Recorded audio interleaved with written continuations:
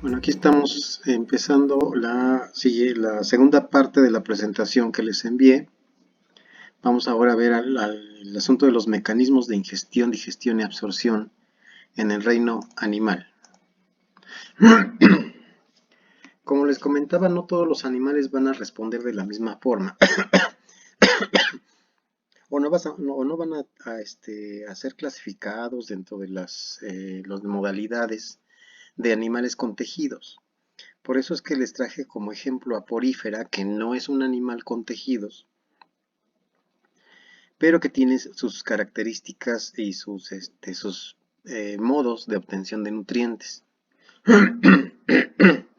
Una de las características de los animales es que son heterótrofos por ingestión, es decir, que son organismos que tienen que consumir otros organismos o materiales de otros organismos. Es el caso de las esponjas, que como todo buen animal, pues es un organismo heterótrofo por ingestión. ¿Cómo ocurre la ingestión en los porífera? Un cuerpo de una esponja es una máquina de movimiento de agua, de forma corrientes. Las corrientes son provocadas por los cuanocitos. El nivel de complejidad celular de las esponjas es el de agregados. Parte de la diversidad de las células que componen a las esponjas son los cuanocitos. Estos cuanocitos son muy similares a los ¿cómo se llama ese grupo? Los cuanomonada. Se llaman así unos organismos unicelulares con la misma forma de los cuanocitos. Son muy parecidos. Son prácticamente indistinguibles. Un cuanocito de protistas de ese grupo. Entonces, estos cuanocitos se distribuyen en cámaras. Vean cómo se juntan unos con otros aquí en esta fotografía de microscopía de barrido, en donde vemos un conjunto de cuanocitos. Aquí hay un cuanocito, aquí hay otro, aquí hay otro. Y tenemos pues aquí la ilustración de cómo se distribuyen en una esponja de este tipo, de tipo asconoide, que es la forma más simple de organización celular de una esponja, los asconoides. En los asconoides los cuanocitos se distribuyen dentro de la esponja. Vemos que la esponja tiene una gran cavidad aquí en la parte central. Y en las paredes de esa cavidad se distribuyen grupos de cuanocitos. La esponja porífera quiere decir animales con poros. Los poros se distribuyen en toda la parte externa y comunican con la cámara vacía, bueno, el espacio que tienen en la parte interna, en este caso de esta esponja de tipo asconoide. Como les decía, las esponjas son máquinas de filtrar, son máquinas que están constantemente metiendo y sacando agua. Se forma una corriente específica, entradas y salidas específicas. Las entradas son por los poros y la salida es hacia los espacios más grandes que tiene la esponja. En este caso es un solo espacio más grande, que le llaman, ¿qué será? Pues un cuanocele, puede ser. Y entonces, bueno, el agua entra por los poros y sale por este poro grande que le llaman ósculo. Aquí está detallando cómo es un cuanocito.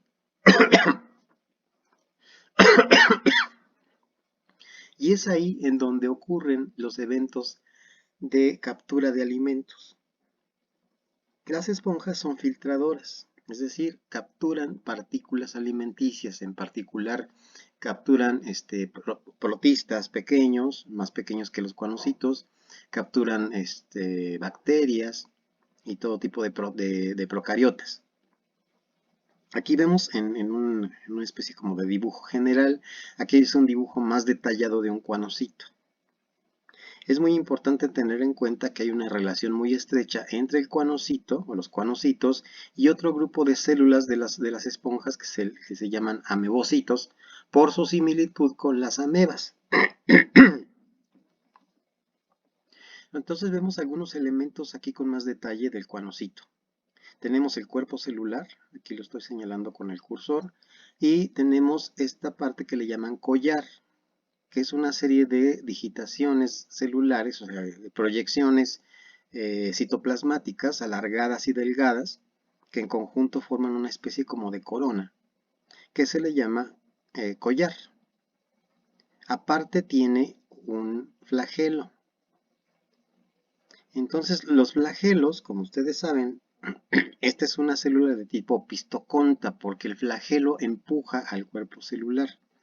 Entonces este bate y provoca una diferencia de presión, es decir, empieza a formar corrientes.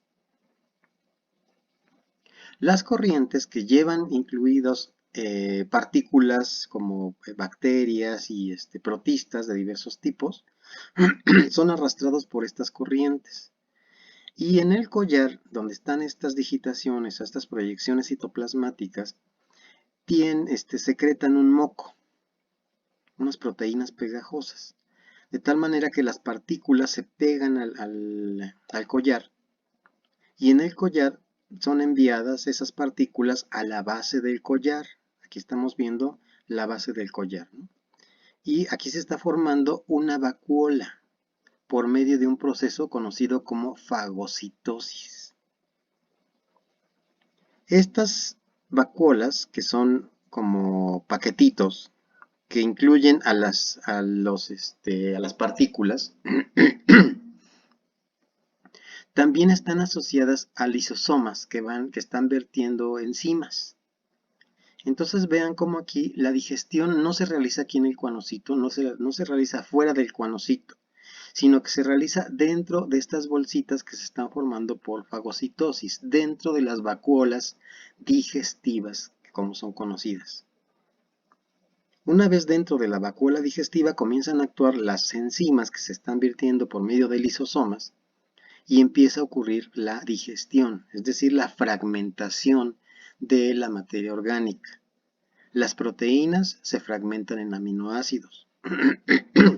Los azúcares en carbohidratos simples, mientras que las grasas en lípidos y en ácidos grasos. ¿Y qué ocurre después? O sea, ya se encerró aquí la partícula ya encierra la vacuola encierra a las partículas por medio de esta fagocitosis. Y entonces aquí lo que empieza a ocurrir es esa fragmentación y los fragmentos, ya una vez suficientemente fragmentados, o sea, de una partícula muy pequeña, pueden ser distribuidas a la célula misma del cuanocito por medio de difusión. Los primeros que las primeras células de la esponja que se nutren son los cuanocitos. Ya que se vieron satisfechas las necesidades del cuanocito, la digestión sigue y además hay una acumulación de vacuolas digestivas. No nada más hay una vacuola digestiva, va a haber muchas y de manera que cuando entren en contacto los cuanocitos, cuando llegue un amebocito a donde está un cuanocito, entonces las membranas celulares van a entrar en contacto. Y de esta manera, si se dan cuenta, todo esto es proceso de membrana. Estas membranas, la membrana de la vacuola digestiva, empieza a activar la membrana de este amebocito, en donde va a ocurrir otra vez un proceso similar al que ocurría aquí, una fagocitosis. Bueno, ahora va a ocurrir, pero en el amebocito. El amebocito ingresa entonces una vacuola digestiva que va a hacer lo mismo, va a nutrir al amebocito, pero va a tener muchas vacuolas más, que va a repartir al resto de cuanocitos, a otros amebocitos, a los placocitos y a otras penopinacocitos y a otras células del conjunto celular de porífera. Entonces, ¿cómo es la ingestión en estos organismos, en estos animales? La ingestión ocurre por medio de las corrientes, es decir, ¿por dónde entra la comida? Por los poros. Y la comida son partículas. Las partículas van a ser fagocitadas, principalmente por los cuanocitos, aunque también hay amebocitos que pueden fagocitar directamente del medio.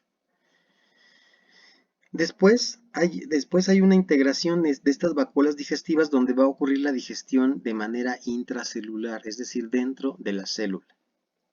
Y como les comentaba, ¿cómo va a ser la absorción? Bueno, aquí en este caso, propiamente dicha, una absorción no ocurre. Ocurre una simple y sencilla difusión simple. Una difusión de los aminoácidos, difusión de los carbohidratos y difusión de los ácidos grasos a través de las membranas celulares. Así que así está el asunto de la digestión de las esponjas.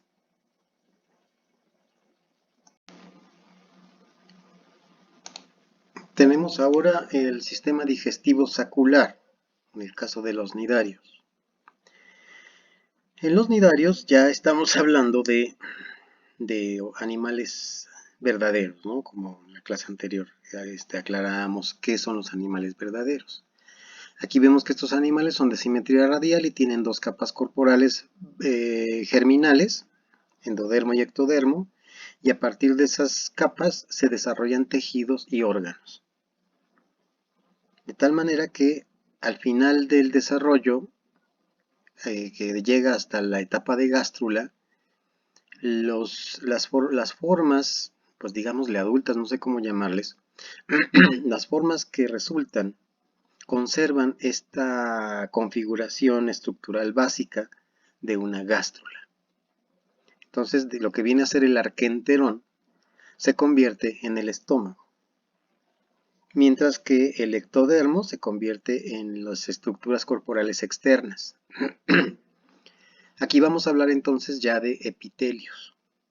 Epitelios muy versátiles porque a partir de dos capas corporales, bueno, la diferenciación celular y la complejidad son relativamente menores. Los nidarios tienen dos formas de vida, una como pólipos y otras como medusas. En el ciclo de vida suelen aparecer las dos fases, pero en muchas de las especies también predominan solamente, o no, solamente se presentan los pólipos, como en este caso de hidra, que es un nidario de agua dulce, o en este caso de esta anémona, que solamente presenta anémonas, es decir, formas pólipo. Hay otras especies, digamos, como esta medusa, que va a incluir en su ciclo de vida conformaciones de pólipos y luego se transforman en medusas y así el ciclo de vida. Bueno, entonces, ¿cómo está el asunto del sistema digestivo? Como les comentaba y como dice aquí, es un sistema digestivo sacular, es un estómago, una máquina de fragmentar partículas orgánicas. Entonces, ¿cómo ocurre la digestión? La ingestión. La ingestión ocurre en estos animales ya, por medio de la depredación. Son depredadores.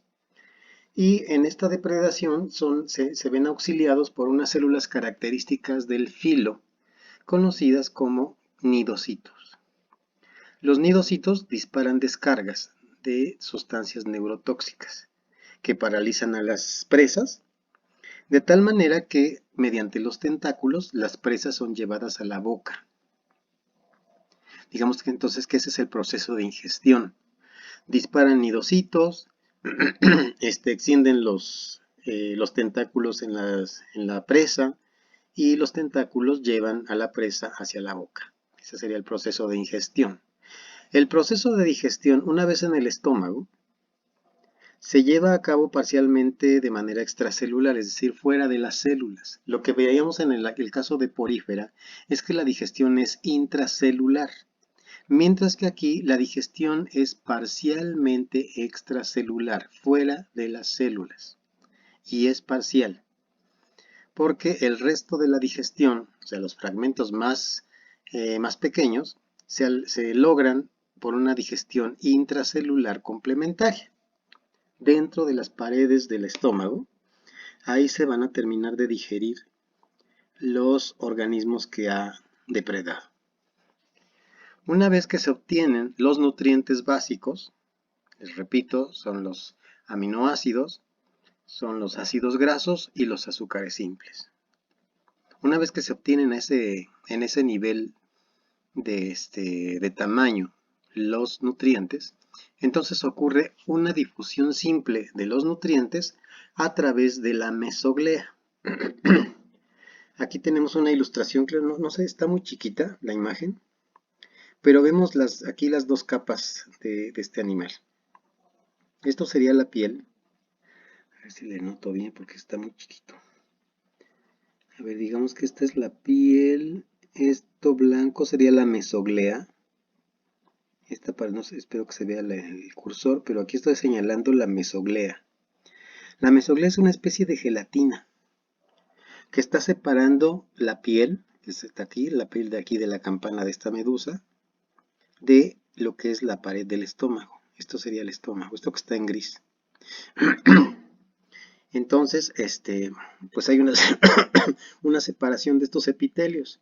Tenemos el epitelio del cuerpo, el epitelio externo, y el epitelio que conforma la cavidad gástrica, o que contiene la cavidad gástrica. Esto es la boca, aquí estoy señalando la boca, y esto es la sombrilla, la umbrella le dicen, ¿no? Es una palabra en inglés, se le conoce como umbrella, y en la umbrella se distribuyen los tentáculos. Entonces, ¿qué hace esta medusa? Lo que hace es atrapar, disparar nidocitos a sus presas, se paralizan y mediante los tentáculos se atraen hacia la boca. Dentro del nidario, en este caso es una medusa, dentro del nidario, aquí en el estómago se van a verter ácido clorhídrico y enzimas que van a fragmentar las partículas alimenticias, o sea, las presas, y van a ser incluidas una vez que se logre el nivel mínimo de cada tipo de biomolécula. Y se va a distribuir por difusión. ¿A través de qué? Pues a través de la mesoglea. De tal forma que la mesoglea, que es algo como gelatinoso, ahí se van a difundir los nutrientes que van a pasar ahora a la pared corporal externa. Y así es como se lleva a cabo este es el proceso del sistema digestivo sacular, en este caso de los nidarios. Aquí tenemos ahora el sistema digestivo sacular en el caso de los platelmintos de vida libre, porque hay platelmintos parásitos que serían otro caso. Es similar, pero ahí hay excepciones muy interesantes en los platelmintos parásitos.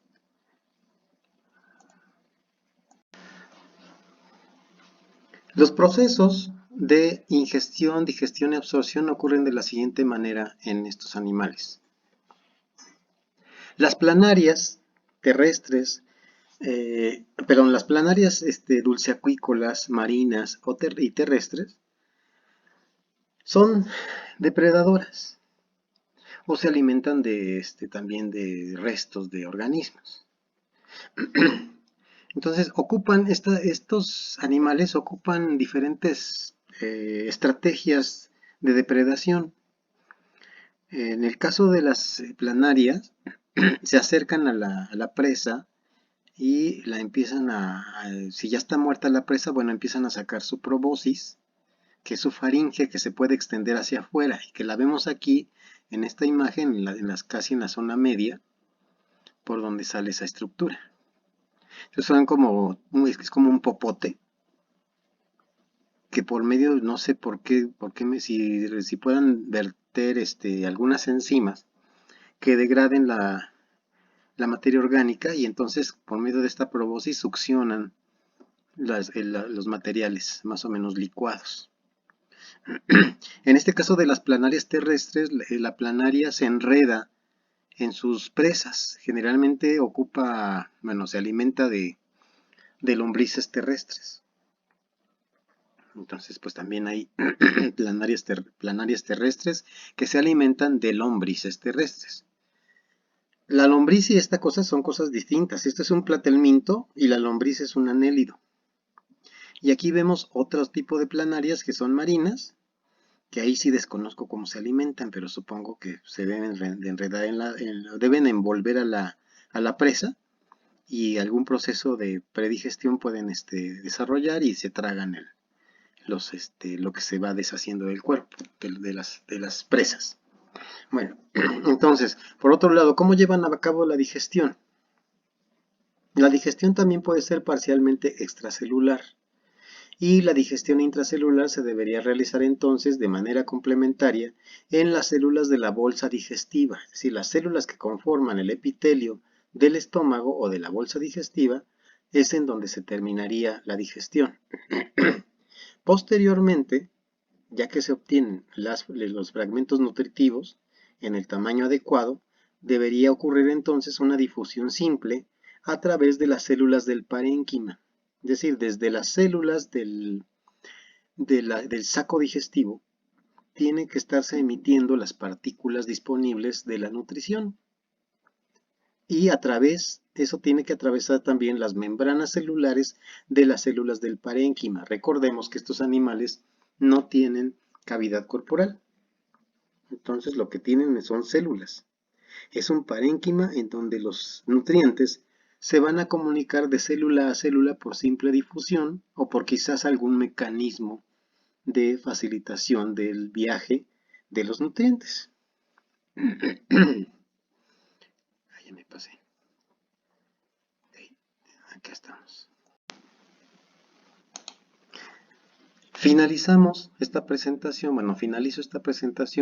con el sistema digestivo tubular, en el caso de los anélidos. En este caso, en este grupo de animales, van a ocurrir estos eventos de ingestión, digestión y absorción. En los anélidos hay una gran diversidad morfológica y, bueno, hay muchas especies. Esto implica que dentro de esa diversidad existan depredadores y detritófagos.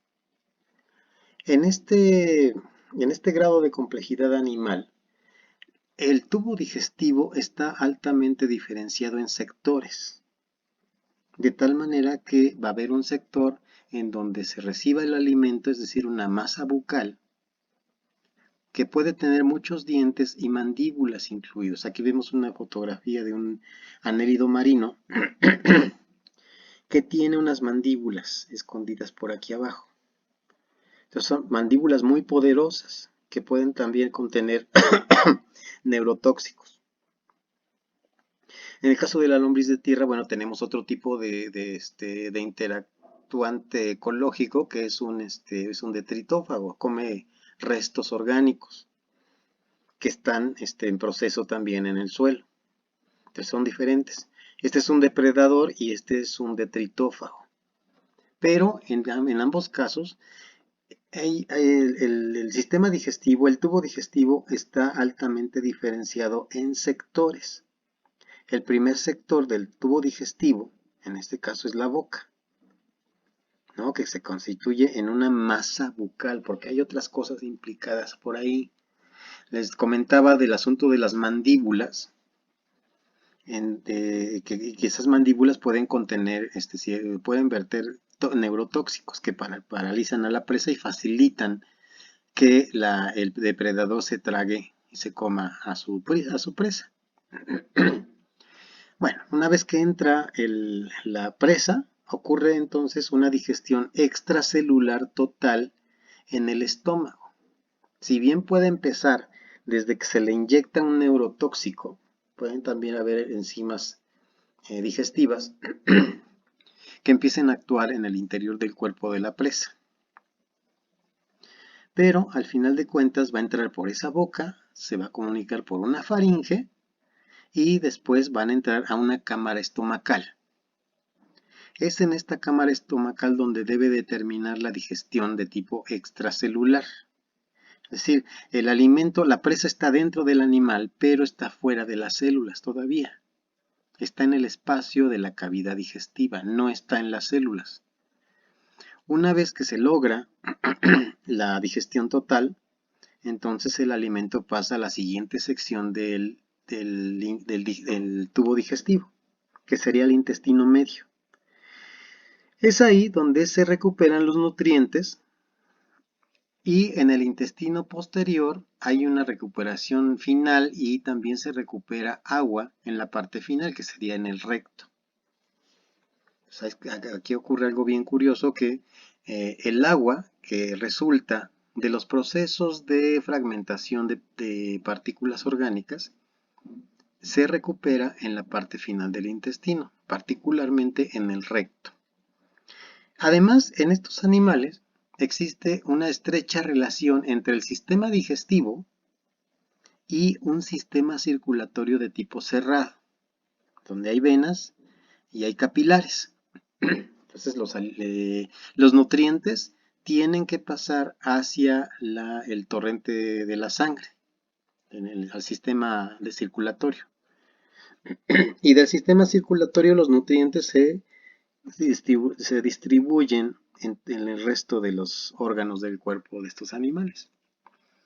Cabe señalar que estos animales tienen también celomas muy amplios. Entonces tienen espacios celómicos muy amplios en cada segmento. Y todos los productos de desecho van a parar al celoma, al líquido celómico. Y el líquido celómico, a partir de ahí salen los desechos por medio de unos tubos que son parte del sistema excretor. Y así ocurren entonces estos procesos de ingestión, digestión y absorción. Y veamos cómo hay una relación directa con el asunto de los epitelios. Todas estas estructuras que se presentan en los animales complejos son de naturaleza epitelial. Acuérdense que el tubo digestivo es una lámina que está que conforma el tubo digestivo. Y así está el asunto. Vamos a ver qué más hay. Bueno, aquí vemos un detalle del tubo digestivo en la parte inicial que correspondería con la boca. Aquí está tenemos ilustrado una lombriz de tierra, donde vemos las estructuras anteriores en esta simetría bilateral, donde vemos aquí la boca. Estoy señalando con el cursor la boca. Luego viene una faringe musculosa. Esa faringe musculosa tiene la capacidad de succionar lo que va a pasar lo que va a transitar hacia las partes posteriores del intestino. Digamos que son músculos que le ayudan a tragar, en este caso tierra, ¿no? Con elementos orgánicos. Luego viene en esta longitud un esófago, en donde están unas glándulas calcíferas. Habría que consultar para qué les sirven o qué función tienen esas glándulas calcíferas. Posterior al esófago hay un ensanchamiento del tubo digestivo que corresponde con una molleja. Como en las gallinas, la molleja almacena piedritas. Y en esas piedritas, dado que estos animales, su mayor fuente de ingreso de nutrientes son hojas en decaimiento, es decir, hojas pudriéndose, entonces esas hojas, ustedes saben que los vegetales, las hojas de los árboles, tienen básicamente están hechas ¿cómo se llama? ¿Cómo se llama? Se me olvidó el nombre del azúcar. Celulosa. Entonces la celulosa es muy difícil de digerir. Entonces un primer proceso es obtener una masa muy molida en esta molleja. O sea, a través de esas piedras, ese material se va haciendo cada vez más pequeño los fragmentos. Y después de la molleja, pasa a un buche, que es una zona de almacenamiento. Seguramente ahí empiezan los procesos digestivos más fuertes y pasa después el alimento, pasaría a través de estos esfínteres hacia el intestino. Recuerden también que esa es otra parte interesante del tubo digestivo, los esfínteres. Los esfínteres se abren y se cierran. Entonces es lo que permite el paso o el almacenamiento, es decir, el estancamiento temporal, por ejemplo, tanto en la molleja y más que nada en el buche. Entonces ahí es una zona de almacenamiento, entonces se cierra ese agujerito, se cierra por acción del esfínter que está aquí. Y ya una vez que hay suficiente digestión, entonces se abre y se permite el paso siguiente del otro alimento más que está llegando.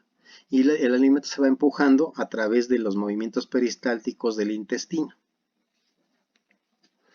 Es el intestino anterior en donde se realiza la absorción. Aquí se va a ver una absorción de nutrientes. Están disponibles y para empezar por difusión y por quizás procesos de selección de membrana de las células de las paredes del intestino, en esta parte, se empiezan a recuperar los nutrientes.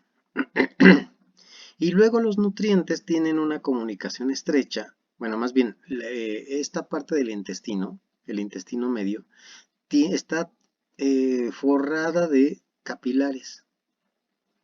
Y los nutrientes entonces pasan de las paredes del intestino hacia el celoma y luego del líquido celomático pasan a los tubos del sistema circulatorio. En este caso serían capilares. Y de los capilares pasan a las arterias y de las arterias pasan a las venas. En fin, los nutrientes van a circular a través del sistema circulatorio. Y así es como estos animales tienen estas características. Entonces vean cómo los epitelios están conformando órganos del sistema digestivo y también estructuras del sistema circulatorio. Así como también hay una relación de los epitelios de las bolsas mesodérmicas que tienen estos animales. Las bolsas mesodérmicas están conteniendo el líquido en donde también se están realizando intercambios de gases y de nutrientes y de desechos. Y es así la cosa, ¿no? La cosa es mucho más compleja en estos casos. Y bueno, creo que es todo. La siguiente ya es el final. Y esta es la parte final de esta presentación.